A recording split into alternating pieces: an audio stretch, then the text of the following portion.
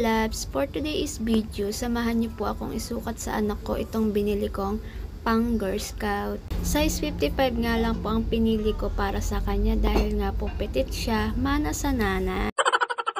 Sabi niya mga loves, Mami, pwede po ba akong sumali sa Girl Scout? Kasi nung kinder ako, sumali ako kaso wala naman akong uniform. Yes mga loves, nung kinder siya, sumali naman siya kaso wala siyang uniform. Ewan ko din po kung bakit. Utang po ata ako nung araw na yun. Kaya ngayon naisip ko po na pagbigyan ko po siya mga loves. Kaya bumili po kaming dalawa sa palengke. Opo mga loves, kasama ko po siya. Para naman po sukat sa kanya. Baka kasi malaki mabili ko, magmukha pa siyang madre. Tapos ang ending kasalanan ko pa. Di ko na po binidyo yung pagbili namin doon at baka mahablot itong cellphone. Wala pa po tayong pangbili. Mindset na lang ba sa mga mabibilisang kamay sa kalsada? Pag di ka advance mag-isip o di ka alerta sa paligid, kawawa ka. Pero kung mas magaling ka sa kanila, kahit lantad mo cellphone mo, aba, congrats sa'yo te. Okay lang sana kung marami kang extra cellphone o pangbili. Okay, go, pa-hold up mo. Anyway, mga loves, bili ko nga po pala dyan sa pang Girl Scout niya is 560. Humingi pa nga ako ng tawad kahit wala akong kasalanan. Hala, ang OA. Pero kahit pa paano mga loves, pinatawad naman ako ni ate ng 10 petot. Pangpalamig din namin mag-inayon mga loves.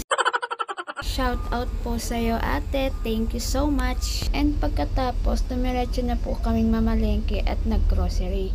Yes mga loves, sayang naman yung pamasahe kung di pa isasabay ang pamamalengke at grocery, diba? Pero kung wala ka naman ng ibang bibilhin, pwede ka nang umuwi. Wala kasi yung partners ko mga loves, walang mag-drive sa amin ng bike, kaya sakay kami ng tricycle ng anak ko. Shot puno. Ang hirap mag-voice mga loves kapag di pa sanay ang ate nyo girl. Shout out nga po pala sa ate ko na napapakisuyo. Hala ano daw? Ayusin mo talaga te. Ayusin mo na talaga girl dahil hindi tayo natutuwa sa mga lamok, kinakagat na tayo dito. Yes mga loves, nandito po ako sa CR namin kung saan maraming lamok.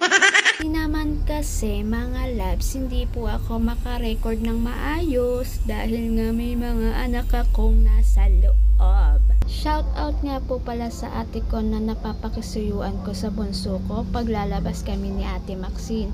Thank you so much po.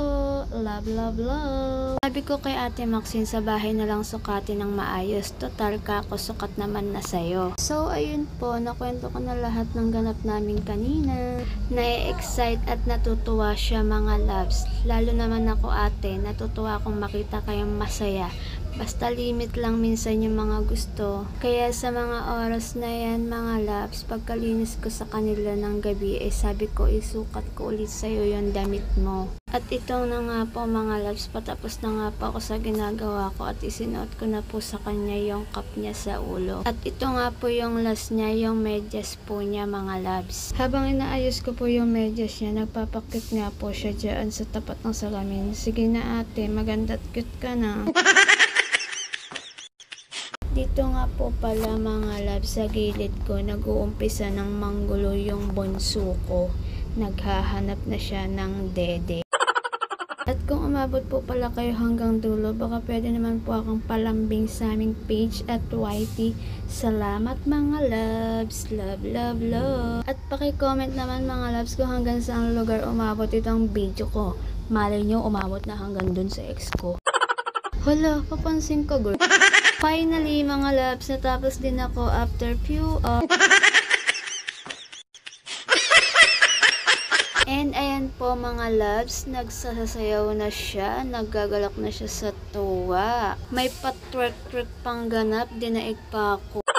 Paano ba yan nak? Turuan mo nga si mami. Sige ate, lahat ng gusto mong gawin na post gawin mo, magsawa ka hanggat gusto mo. Ako nang bahala sa voice mo, kahit pinapapak na ako ng lamok. So, ayun mga loves, wala na akong masabi sa anak ko, kundi ang ganda-ganda niya sobra. Tatay lang nila walang bilib sa ganda ng mga anak ko, mga loves. Sasabihin nun sa mga anak ko, ganda ka ba? Oo, maganda mga anak ko. Yung partners ko na yun, mga loves, hindi ko lang kung duling o bulag. Maganda lang sa paningin niya yung iba. Sige ate, magsinasanayaw ka dyan hanggang sa magsawa ka. Wala bang katapusang model yan? Ginagawa mo. At dito naman mga loves, nag-alamangki naman tong bunso ko. Nagpalambing sa atin niya. So, diba, ang ganda nilang tignan. Sobrang cute. Love you all. Mama supso. So, ayun mga loves, wala pa rin pong sawa tong ate namin na nagsasasayaw, nagpo-post, ng kung anong-ano. Anyway mga loves, hanggang dito na lang po ang aking voice over. Salamat po sa inyong panonood at walang sawang pakikinig sa mga kabalbalan ko. Pa-subscribe po sa aming YouTube channel and pa-follow po sa aming page.